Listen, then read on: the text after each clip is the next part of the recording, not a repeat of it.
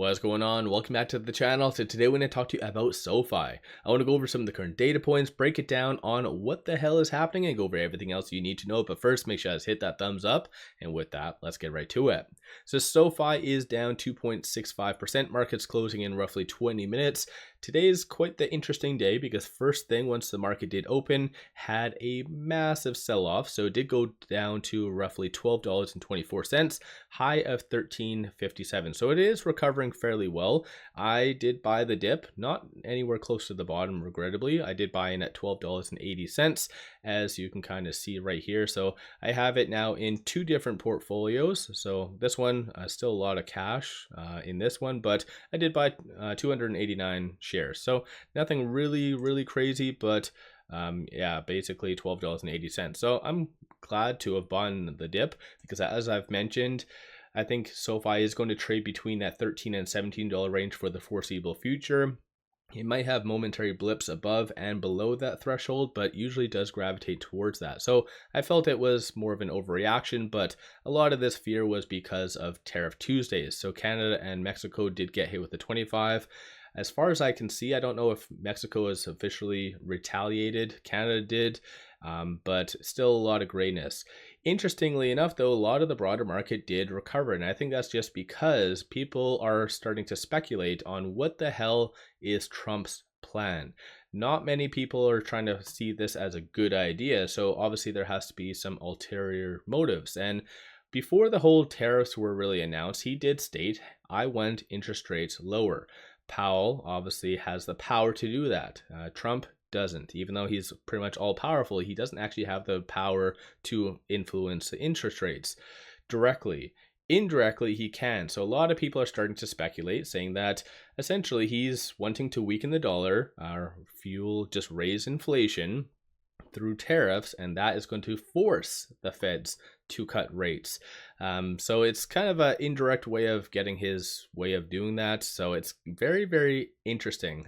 So let me know your general thoughts on that in the comments below. Aside from that, no news from SoFi today, no SEC filings, nothing like that. You did have some signs of manipulation. And what I mean by that is you had a analyst rating. So you had one that just came out and it was $8 sell. Tim, KBW, Tim, who has a 65% success rating.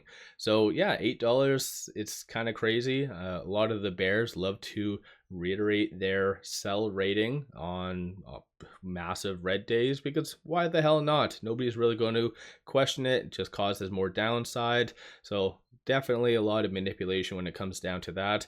As I've kind of mentioned in previous videos, it's interesting to see that we haven't seen a re-rating for the last 4 months from David. Or better yet, probably this Giuliano guy might be giving another rating soon as well. But definitely a lot of fear is kind of still in the market a little bit. So let me know your viewpoint on that. Shorts right now are increasing. This is not SoFi, so I'll give you guys that sound hound. You guys don't care about that. So SoFi right now, shorts are increasing 25,000 shares, and that's been more of a common thing. So they haven't really been doing overly too much. I don't believe they've actually increased in excess of 1 million in a very long time. So 12.41% of the free float is being shorted, works out to be 133.71 million shares overall are being shorted. So again, shorts are and have been increasing a small amount lately, but nothing substantial. But moving on from here, looking at the options, 25 million in calls, 35 million in puts, 53% of all the options being done today are optimistic in nature. And just looking at the overall dollar value, massive. So 59.8 million, market's closing in roughly 15 minutes or so. But yeah, a lot of money is getting into SoFi through options, but this one stands out. So 8.9 million between 12.25 and 12.30. So if we kind of pop this open and look, orient it based on the premiums. So you have ultimately a 2.46 million premium that was done. That is seen as bullish. Expiry date is March 21st with a $13 put. So a $13 put was sold. So that is very optimistic, but it looks like it was a lot of individual transactions. Flip side, there was a $960,000 looks like put that was purchased, which is bearish. So it looks like they're kind of hedging, which is a common strategy, straddle. So they are assuming a lot of volatility, but there is a little bit more orientation towards the upside. So that's obviously a very common strategy that individuals like to do. So again, it's good to analyze this information. Aside from that though, of the call options that were done, there is a consensus for it to be roughly around that 1450. So not that much optimism for a recovery. Bears are anticipating for it to be sub 12. So like that individual big money clearly did, unless it's retail that has $3+ million in premiums that they're willing to shell out.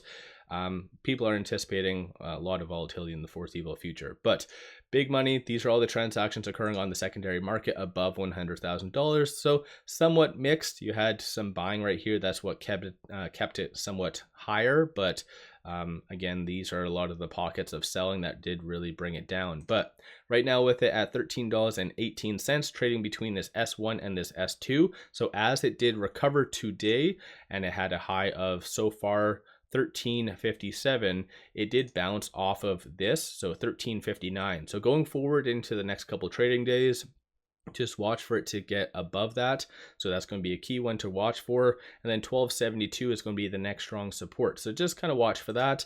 Aside from analyst ratings on the actual chart itself, so with it at 1316, it's below all the key pivotal moving averages. So it's below that very strong kind of, it was at the time, support of that 100-day moving average. So that's sitting at 1421. And then the next real big kind of moving average to take note of is 200, and that is right now at $10.69.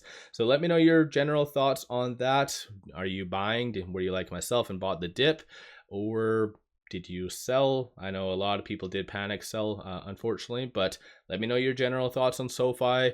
And do you think that this is actually Trump's plan to essentially cause a lot of fear in the market, weaken the dollar, which would raise inflation and thus prompt the Feds to cut rates? Do you think that this is his plan? And this isn't the first individual to say it. There's actually quite a few other individuals saying the exact same thing out there.